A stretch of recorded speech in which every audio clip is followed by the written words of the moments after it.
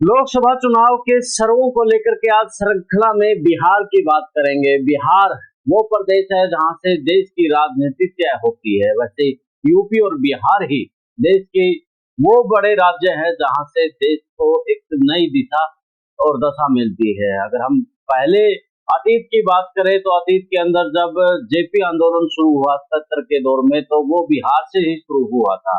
उसके बाद बात करें कमंडल को और मंडल की जो राजनीति हुई थी यूपी से स्टार्ट होकर के, तो लालू प्रसाद यादव तब बिहार के मुख्यमंत्री थे। तो बिहार में जा करके जब लाल कृष्ण आडवाणी वहां पर रथ लेकर के गए थे, तो उस वक्त भी लाल कृष्ण आडवाणी का जो खेल खराब किया था वो लालू प्रसाद यादव ने ही किया था। फिर जो बीजेपी का पूरा हवा, यानी कि नरेंद्र मोदी और शाह की जो जोड़ी है, उसके सामने अगर कोई मजबूती से टक्कर लेकर के खड़े हुए तो वो लालू प्रसाद यादव है। वो जेल में गए, वो किसी भी प्रकार की यातना से नहीं डरे और उन्होंने सीधे तौर पर मोदी की खिल्ली मंचों से उड़ाते नजर आए। जबकि बीजेपी में तो ऐसा ट्रेंड चला हुआ है कि नरेंद्र मोदी को भगवान का अवतार तक बता रही है। दूसरी पार्टी के नेता भी जो बीजेपी में जा रहे हैं, तो कहीं ना कहीं वो भगवान का अवतार वो भी बताते नजर आ रहे हैं। आचार्य प्रमोद कृष्ण को तो आपने सुना ही होगा, जो जिस प्रकार से उन्होंने नरेंद्र मोदी को लेकर के जो बखान किया। लेकिन लालू प्रसाद यादव घबराए नहीं, ना ही वो डरते नजर आए। तो बिहार में अब की बार बीजेपी को मुसीबत का सामना करना पड़ रहा है। बिहार के अंदर जिस प्रकार से तेजस्वी यादव दिन रात एक कर करके अपनी तबीयत खराब होते हुए भी वो लोगों के बीच में जा रही हैं, लोगों को के साथ में मन साझा कर रही हैं, और वो बिहार के जातिगत जो जनसंख्या है उसके बारे में बता रहे हैं, वो रोजगार को लेकर के बता रहे हैं। और उन्होंने जो नीतीश कुमार के साथ में सरकार बना करके लोगों को दिखाया कि काम हमने कुछ महज महीने में हमारे पास सत्ता आई, तो सत्ता के दौरान हमने रोजगार भी दिया और जो जातिगत जनगणना भी दी। तो तमाम मुद्दों को तेजस्वी यादव बड़े अच्छे तरीके से खेलते नजर आ रहे हैं। और खेले भी क्यों नहीं, राजनीतिक परिवार लालू प्रसाद यादव का बेटा जो है, लालू प्रसाद यादव भी तो इसी तरह से बिहार की सियासत में खेल फुल टॉस गेंद पर छक्का मारते चुकते नहीं थे। तो इसी प्रकार अब तेजस्वी यादव में भी वही गुण नजर आ रहे हैं। तो बिहार में अब चुनाव की बाहर है, तो ऐसे में लालू प्रसाद यादव के बेटे तेजस्वी यादव खेल खेल रहे हैं, और जिससे नीतीश कुमार के साथ में बीजेपी भी वहां पर परेशान है। इंडिया गठबंधन की जो नींव रचयिता थे वो नीतीश कुमार बिहार से ही आते हैं, लेकिन नरेंद्र मोदी के आगे वो डरते नजर आए और इंडिया गठबंधन को छोड़ वो एनडीए में शामिल हो गए और फिर एक मंच पर कहे कि हम अब एनडीए में ही रहेंगे, भाजपा को नहीं छोड़ेंगे।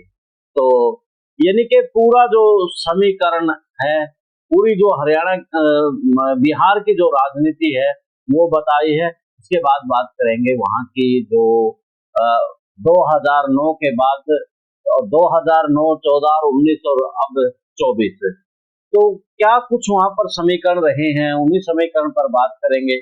तो 2009 के चुनाव की बात करें तो वहां पर जब एनडीए को 38% वहां पर वोट मिले थे, उसके बाद यूपीए की बात करें तो यूपीए को वहां पर 11.3% वोट मिले थे और आरजेडी को महज 19.3% वोट मिले थे।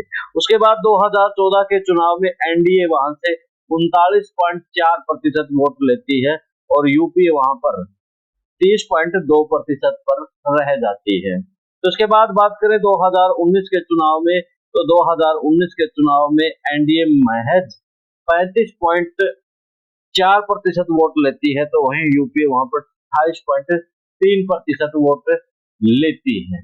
तो ये यानी कि अब 2024 में वहां पर बड़ी टाइट स्थिति बीजेपी की नजर आ रही है। वहां पर जो 17 यानी कि जो गठबंधन में चुनाव लड़ा था लोकसभा का चुनाव, वहां पर बीजेपी ने 17 सीटें 2019 के चुनाव में जीती थी। बिहार की जो लोकसभा सीटें हैं 40 सीटें आती हैं, जिसमें से उन्होंने 17 सीटें जीत ली थी 2019 के चुनाव में। लेकिन अब 2024 के चुनाव में बीजेपी की हालत पतली हो चुकी है।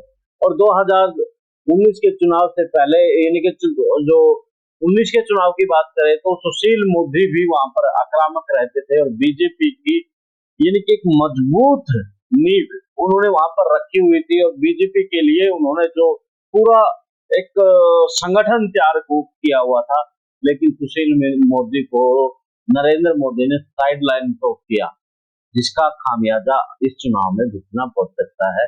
खैर, इस वक्त सुशील मोदी जी दुनिया में नहीं रहे हैं। हाल फिलहाल बीजेपी की महज 7 से और 10 सीटों के बीच में वहां पर बताई जा रही है कि 7, 8, 9 के बीच में वहां पर सीट रह सकती है। तो बिहार में खेला लालू प्रसाद यादव करते नजर आ रहे हैं। तो बिहार को लेकर के आज का हमारा लोकसभा जो 40 सीट है बड़ी फैक्ट रखती हैं, और जो वहां की समस्याएं हैं, सबसे बड़ी बात वहां की जो समस्याएं हैं, बिहार में पलायन बहुत ज्यादा है, बेरोजगारी है।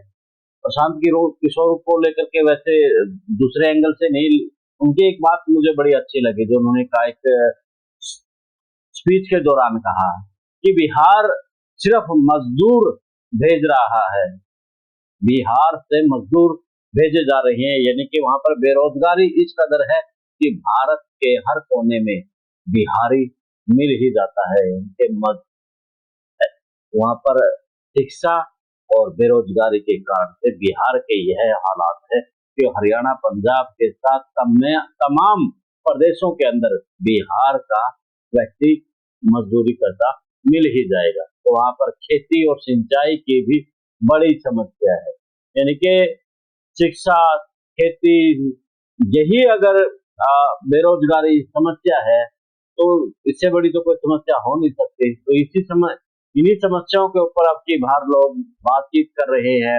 अब की बार नरेंद्र मोदी का फैक्टर ना चल करके बल्कि लोग मुद्दों के ऊपर बात कर रहे हैं कि हमने आपको 2014 में भी चुना, जो सांसद आ रहे हैं बीजेपी के, नहीं 9 में 14 में हमने चुना, 19 में हमने चुना, यानी कि 14 और 19 में चुनने के बाद भी हमें उस तरह का विकास नहीं दे पाए।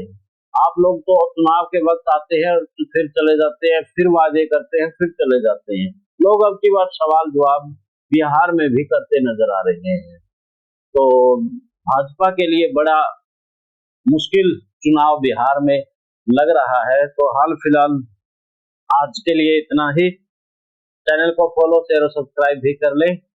और अगला जो हमारा लोकसभा को लेकर के सर्वे है वो देखना है तो आप प्लीज चैनल को फॉलो, शेयर और सब्सक्राइब अभी कर लें।